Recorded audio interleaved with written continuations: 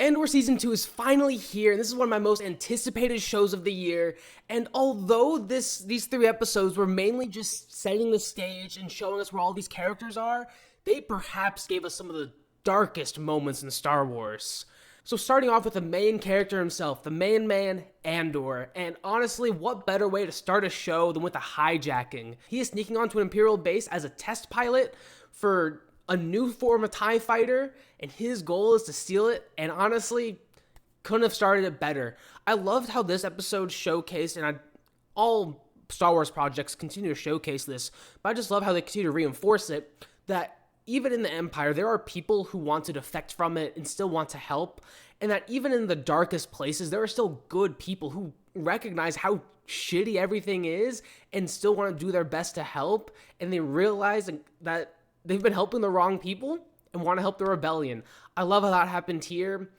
And once he's stolen the ship and met with his rendezvous, and of course, things always go terribly, I liked where he landed in the people there. It reminded me a lot of Lord of the Flies, where they're questioning themselves, they're becoming very paranoid, and rumors are starting to fly and starting to turn on one another. And I like how quickly it showcases how logic and anything rational just goes right out the window, and how Andor's been wrapped up in all of that. I find it really odd how this is nearly a 3-episode premiere, how Andor's in shockingly little of it. And I kind of wish we saw more. I wish we saw more of their logic and how Andor got to sit down more with them and talk them through it, because he was manipulating them left and right, doing pretty much what he needed them to do just so he can slowly start to escape. And I just really wish we could have gotten some just good dialogue there with him just sitting there just for a little bit longer. But I am glad he did get out of there by episode 2, just because, I mean, we didn't really need to see it, but I'm glad to see that it's just fascinating. It's fascinating to see the human mind do that. And moving on to our first dark moment, we got the return of Ben Mendelsohn's character, Director Krennic, and his goal is to get this rare material on the planet Ghorman for the Empire, and allegedly, more than likely, knowing story of Rogue One for the Death Star.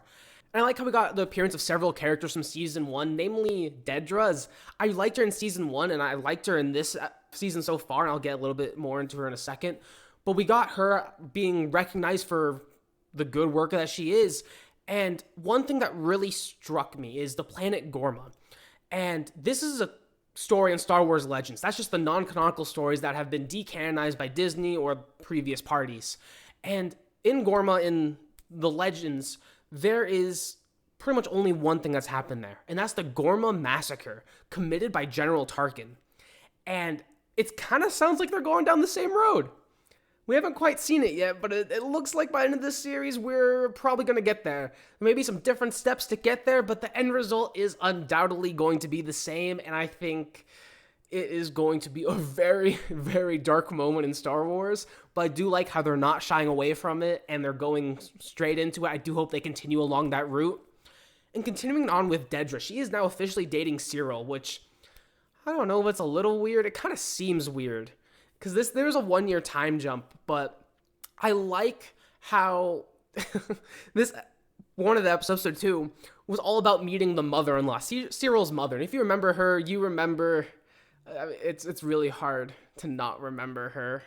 I mean, from her voice, from her going on about Uncle Harlow, it's hard to forget her. I like how when Dedra did meet his mother, how she stood up for him and set boundaries and guidelines that benefited both parties, how the mother would see her son more, and how the mother will stop being an anxiety and a pain for Syril. And I like how even in this Imperial officer, we do see that, as that's just so encouraging to see. One of the big parts about these 3 episodes is we see a Chandrillan wedding. And this focuses on Mon Mothma and the promise she made to Davos Sculdun in the previous season, where she's going to marry off her daughter to his son. Honestly, this wasn't something I really needed to see. I don't think it really was something that needed 3 episodes for, at least. However, I did find myself enjoying it more and more as it continued to go on. Luthen was, of course, here, as he was brought in by Davo, and I liked seeing something we've actually never really seen from Star Wars before. Mon Mothma was introduced in Return of the Jedi in a brief moment, and honestly, most of you may not remember her, and honestly, I don't blame you, but she's been in almost every generation of Star Wars. And one thing we've never seen her do is unravel.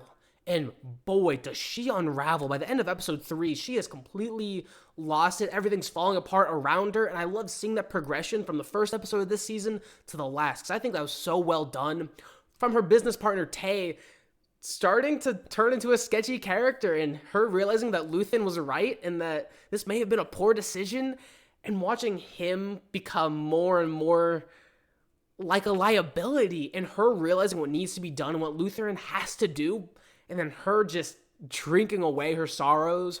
How she has to marry away her daughter in a tradition she does not even support, and that she made in a sketchy-ass deal for her own benefit. She's already realized it, but the moments here that, yeah, I did this, and she tried to give her daughter out, but her daughter stuck by it and did end up marrying the kid. It is not a good day for Mon Mothma, to say the very least. We do now get to the darkest moment. And this one, some of you may disagree if this is the darkest moment in Star Wars. Star Wars does have some extremely dark moments, but I think this one, in my opinion, takes the cake. And let me know in the comments which moment you think is the darkest moment in Star Wars. But we get the remnants from the planet Ferix. We get Dix, we get Brasso, we get Will, and they're working as engineers on this grain planet. Not much happens here, and there is a Imperial flyover, and they're doing essentially a 10-year census. That's essentially what they're doing. And there is this scumbag of an Imperial lieutenant, and I think out of all Imperial officers, he deserves the title of King Scumbag. This man is a dick. They went places that I don't know if it was necessary, but I do think I don't know if it helps the character of Bix or what it's going to serve later on, if it's going to be the motivation for Bix or what's going to happen with it. But this Imperial officer tries to rape Bix, and that, I never thought Star Wars would go there, ever. Star Wars has always been about politics. It's all of it. No matter what you say, every single piece of Star Wars, even the kid shows, Clone Wars, Rebels, even the Resistance show, all is about politics. This scene, I don't know how necessary it is. They could have let it go just a little bit less or do something a little bit different, but they did it. Again, tried. So nothing was shown, but there was an attempt. And I don't know how to feel about that, but it definitely shows how dark of a universe Star Wars can be and how dark of a universe the world just is in general.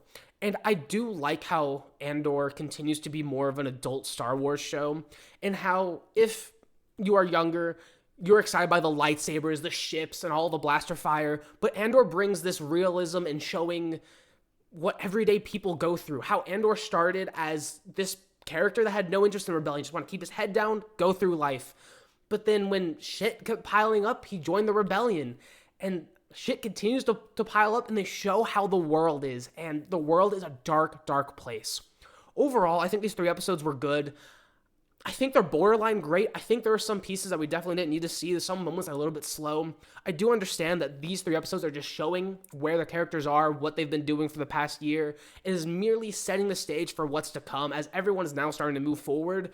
But I think season 2 of Andor is going to be a hell of a ride.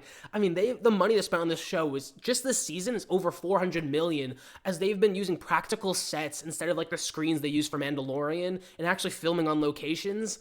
I am so excited for this season. Let me know what you thought about these first 3 episodes, what your favorite parts were, what weren't, and if you're still excited for this show, as, boy, it got dark. And if you haven't seen Star Wars' previous project, Skeleton Crew, we think you would enjoy that if you enjoyed Andor, as it is a refreshing breath of fresh air, and honestly, it was needed.